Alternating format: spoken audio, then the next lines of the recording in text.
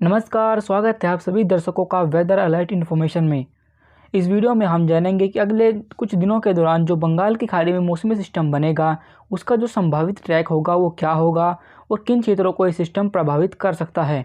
बंगाल की खाड़ी में 12 सितंबर को जो निम्न दबाव का क्षेत्र बना था वो धीरे धीरे पश्चिम दिशा में आगे बढ़ा और इस समय हमें पाकिस्तान और उसी तरह जो गुजरात के हिस्से हैं इनके ऊपर दिखाई दे रहा है, लगभग इस जगह पर। इस सिस्टम का इम्पैक्ट देश के अंदरूनी हिस्सों पर तो नहीं होगा, पर लेकिन गुजरात और राजस्थान के कुछ इलाकों पर इसकी वजह से बारिश हो सकती है।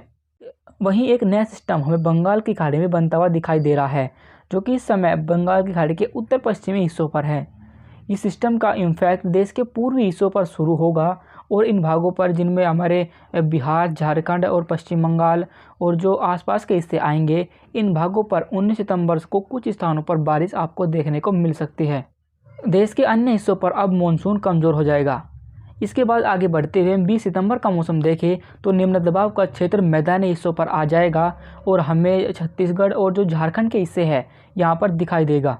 इसके प्रभाव की वजह से बारिश का जो दायरा होगा वो थोड़ा सा पूर्वी हिस्सों पर बढ़ जाएगा, जिनमें बिहार का संपूर्ण बिहार का इलाका और झारखंड, पश्चिम बंगाल और उड़ीसा और छत्तीसगढ़ के इलाके, इन भागों पर आपको कई स्थानों पर बारिश 20 सितंबर को देखने को मिलेगी। इसके बाद हम अगर आगे बढ़ते हुए 21 सितंबर का मौसम देखें तो निम्न दबाव का जो सिस्टम होगा वो इतना स्ट्रॉन्ग तो नहीं होगा, पर लेकिन इसके प्रभाव की वजह से फिर भी बिहार, झारखंड, पश्चिम बंगाल, उड़ीसा, छत्तीसगढ़ और जो मध्य प्रदेश के पूर्वी हिस्से हैं, इन भागों पर आपको 21 सितंबर को कुछ बारिश देखने को मिलेगी। हालांकि इन भागों में बारिश की जो गतिविधियाँ होंगी वे भारी से बहुत भारी नहीं होने वाली, बल्कि एक दो स्थानों पर भारी बारिश हो सकती है। 21 सितंबर को देश के अन्य हिस्सों पर मानसून का जो प्रदर्शन होगा वो कमज़ोर ही रहेगा, पर लेकिन दक्षिण भारत में आपको कुछ बारिश देखने को मिल सकती है। इसके बाद आगे बढ़े और 22 सितंबर का मौसम देखें तो 22 सितंबर को निम्न दबाव का क्षेत्र थोड़ा और आगे की तरफ बढ़ेगा और मध्य प्रदेश के पूर्वी हिस्सों पर आ पहुँचेगा। इसके इम्पैक्ट की वजह से मध्य प्रदेश के पूर्वी हिस्से, बिहार और झारखंड, पश्चिम बंगाल, उड़ीसा, छत्तीसगढ़ के संपूर्ण इलाके और जो हमारे मध्य महाराष्ट्र के हिस्से हैं, इन भागों पर आपको कुछ स्थानों पर हल्के से मध्यम और कुछ स्थानों पर भारी बारिश 22 सितंबर को हो सकती है। इसके बाद थोड़ा और आगे की तरफ जाए और 23 सितंबर के मौसम पर नज़र डालें तो 23 सितंबर को निम्न दबाव का क्षेत्र मध्य प्रदेश के पूर्वी हिस्सों पर आ जाएगा और इसके प्रभाव की वजह से मॉइस्चर का जो फ्लो होगा वो बंगाल की खाड़ी से पूरे बिहार, पूर्वी उत्तर प्रदेश तक पहुँच जाएगा,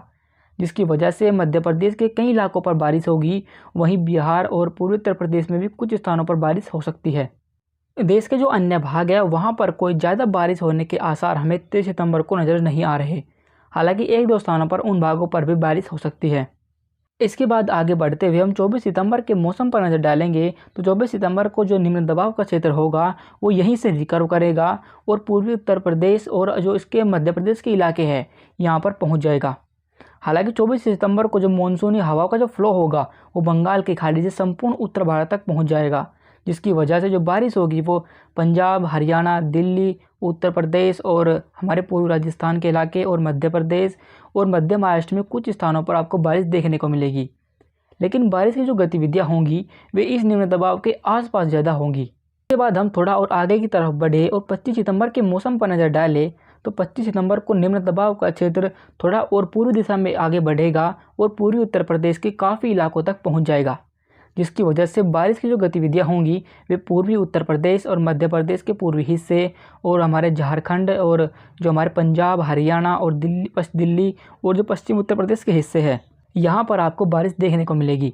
इसके बाद आगे की तरफ बढ़े और 26 सितंबर के मौसम पर नज़र डालें, जिसके प्रभाव से उत्तर भारत के कुछ इलाके, पूर्वी उत्तर प्रदेश, बिहार, झारखंड और जो हमारे पूर्वी मध्य प्रदेश के हिस्से हैं यहाँ पर आपको कई स्थानों पर बारिश देखने को मिलेगी।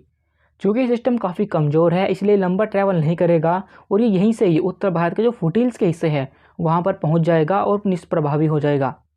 फिलहाल इस वेदर रिपोर्ट में अभी के लिए बस इतना ही। जल्द होगी आप सभी से मुलाकात, तब तक के लिए धन्यवाद।